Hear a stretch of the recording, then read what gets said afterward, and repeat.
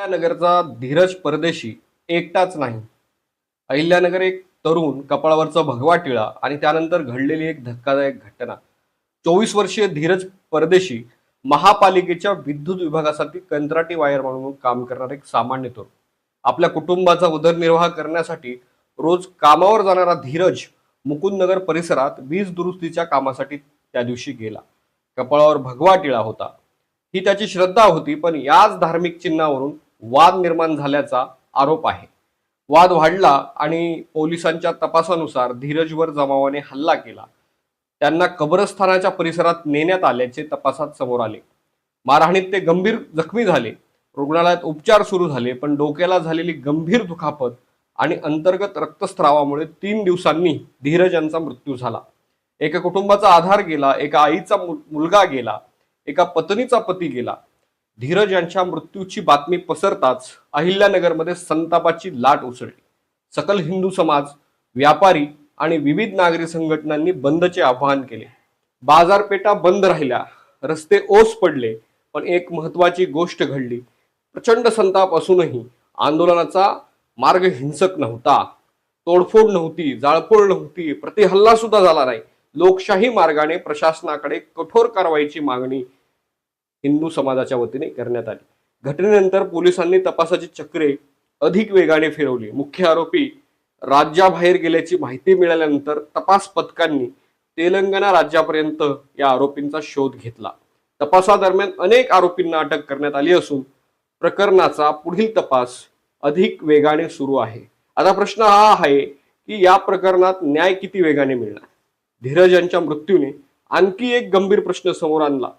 संवेदनशील भागात काम करणाऱ्या सरकारी आणि कंत्राटी कर्मचाऱ्यांच्या सुरक्षिततेची जबाबदारी ही नेमकी कोणाची. महापालिका कर्मचाऱ्यांनी सुरक्षेची हमी आणि संवेदनशील भागात पोलीस बंदोबस्ताची मागणी केली आहे, पण धीरज परदेशी यांच्या घटनेकडे केवळ एका शहरातील गुन्हा म्हणून पाहायचे की भारतात जमाव हिंसाचारांच्या घटनाकडे अधिक व्यापक दृष्टिकोनातून पाहण्याची आता गरज निर्माण झाली आहे. उदयपूरमधील कन्हैयालाल हत्या प्रकरण, अमरावतीमधील उमेश कोले हत्या प्रकरण, दिल्लीतील रिंकू शर्मा प्रकरण आणि कर्नाटक राज्यातील हर्षा प्रकरण, या सर्व घटनांची कारणे आणि कायदेशीर परिस्थिती एकसारखी नाही, पण एक प्रश्न समान आहे, सारखा आहे. जमावाला कायदा हातात घेण्याचा अधिकार नेमका कोणी दिला. सर्वोच्च न्यायालयाने तहसीन पुनावाला विरुद्ध भारत सरकार या प्रकरणात जमाव हिंसाचाराबाबत महत्वाची मार्गदर्शक तत्वे दिली आहेत. कोणत्याही कारणासाठी जमावाने कायदा हातात घेणे मान्य होऊ शकत नाही.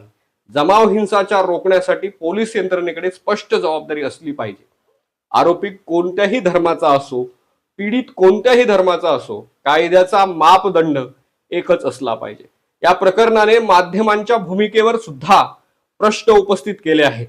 जमाव हिंसाचाराच्या प्रत्येक घटनेचे समान गांभीर्याने एकसारखे वार्तांकन झाले पाहिजे.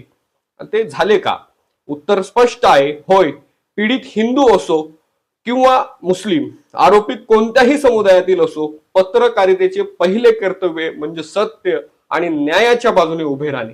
धीरज परदेशी आता परत येणार नाहीत, पण त्यांच्या मृत्यूमागचे प्रश्न मात्र अजूनही जिवंत आहेत. संवेदनशील भागात काम करणाऱ्या कर्मचाऱ्यांना सुरक्षा मिळणार आहे का?